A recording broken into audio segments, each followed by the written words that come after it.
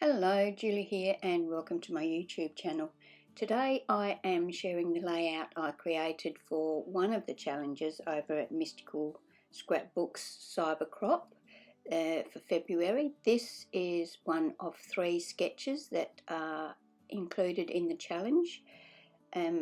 This sketch was created by me and there are 2 others, so pop over and check that out. I'll put a link in the description box below, so you can go over there and see what it's all about.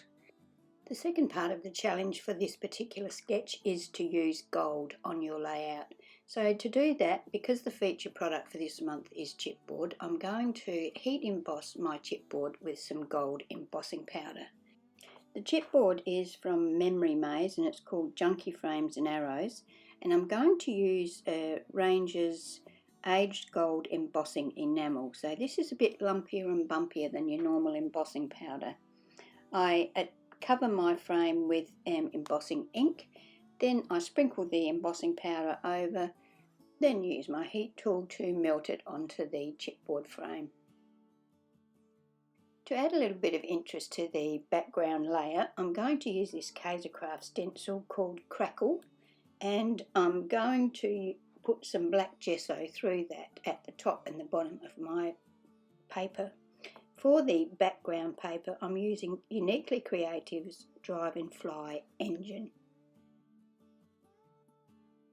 I don't want this all over the background. I'm only going to use it at the top and the bottom that will show above and below the main pattern paper that goes through the centre of the layout, and I don't even want it all over the area that is going to be showing, so I'm just going to apply it in 3 places, I think, at the top and 3 places at the bottom. There's lots of different ways of applying your gesso or whatever you're putting through your stencil. I prefer to use a palette knife, but I know a lot of people like to use an old credit card or hotel room card or something like that, and some people like to use a brush, but for me a palette knife does the job nicely. So I set that aside to dry, and when it was dry I came back with this metallic wax, another way of adding a little bit of gold to my layout. So I've got white gold is the colour, and I'm just going to use my finger and rub that over the top of that black gesso, hoping that the gold would stand out nicely on the black. It actually gets onto the pattern paper as well and gives that a bit of a gold look, so I was quite happy with that. Very grungy looking too. I also rubbed some around the edge of my page to give it a bit of a border.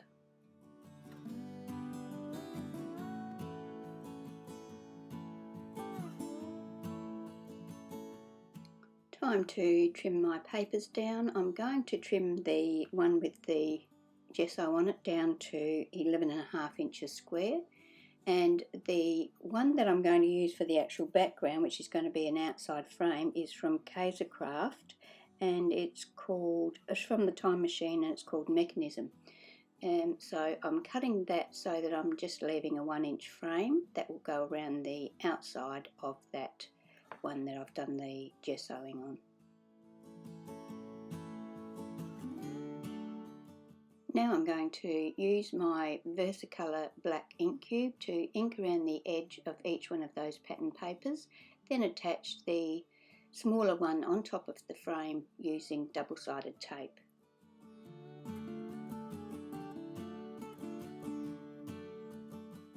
Now I'm going to use a piece of the Kaisercraft Time Machine Mechanism. Again, this is the back of the dark frame around my layout, and I'm going to cut 2 strips of that that are 3/4 of an inch by 12 inches.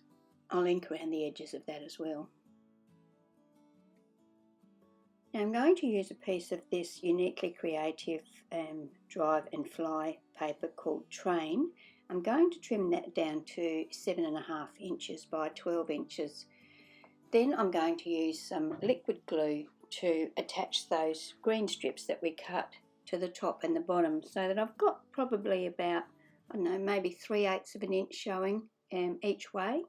So I'm going to use liquid glue to do that, because then I've got a little bit of wiggle room and I can try and get them as straight as possible.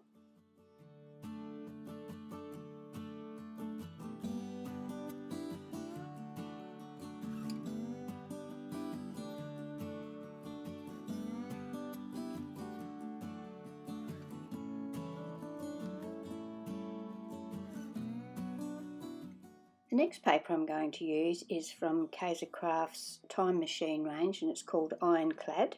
I'm going to cut that so that it's 4 inches by 10 inches. I'm going to tear the two 4-inch edges, so the top and the bottom, and then I'm going to ink around the edges.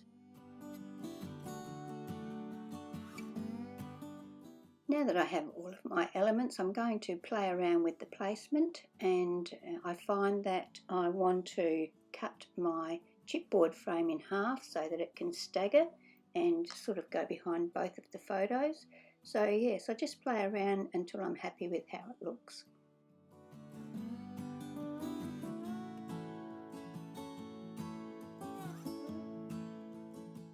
So I'm going to mat my photos now. I used my emery board and filed around the edge of the photo because they're quite dark. I wanted to give them some definition from the background, from the mat. I'm using the Kaisercraft Time Machine mechanism paper once again to mat my photos. I'm using the dark side, which is the same as the outside frame of my layout. So I attach my photos and then I trim it off so that I've got about 1/8 of an inch border all around my photo.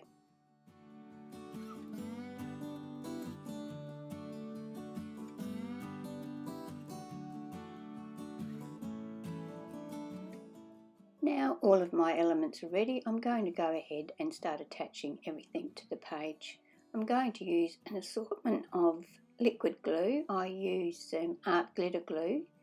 I like the art glitter glue because it dries perfectly clear and it's matte, and if you get somewhere you don't want it, when it's dry you cannot see it.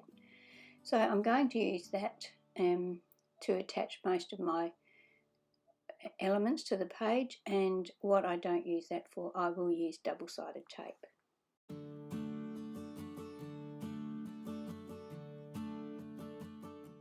I've mounted my photos on some scrap chipboard, and I had to be careful. I did this so that they sat properly over the chipboard frame, but I had to be careful where I actually placed the chipboard on the photos so that it didn't double up.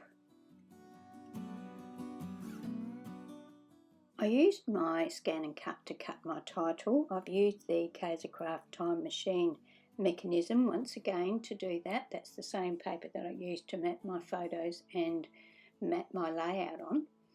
I'm going to play around with where I want the title, and then I'm going to go ahead and use my glue to attach it. I've actually split my title into two.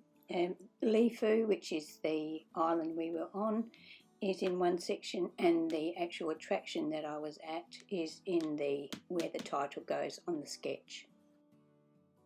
So this is how my title finished up.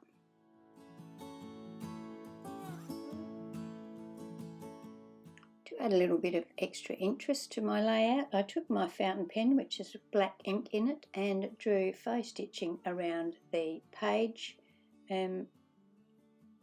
perimeter and also around the outside edge of that panel that holds my photos.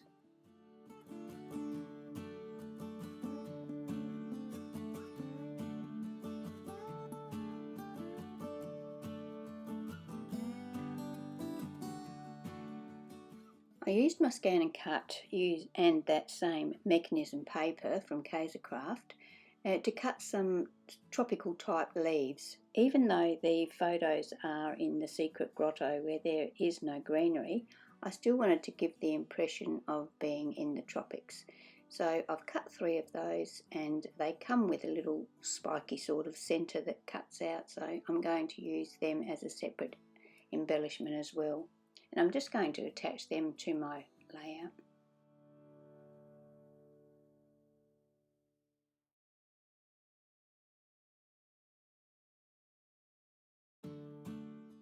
So as a final touch, I'm going to cover my title with a coat of glossy accents. When this is dry, it will have a beautiful gloss on it and help to make my title stand out nicely. So that's it for today. I hope you've enjoyed my video, and if you have, I'd love it if you would give me a like and maybe even share it. There will be a link to the challenge in the description box below. Also, I will put a link to my other scrapbook scrapbooking videos if you'd like to see more of those. So thank you for watching my video today, and I hope you can join me for my next video.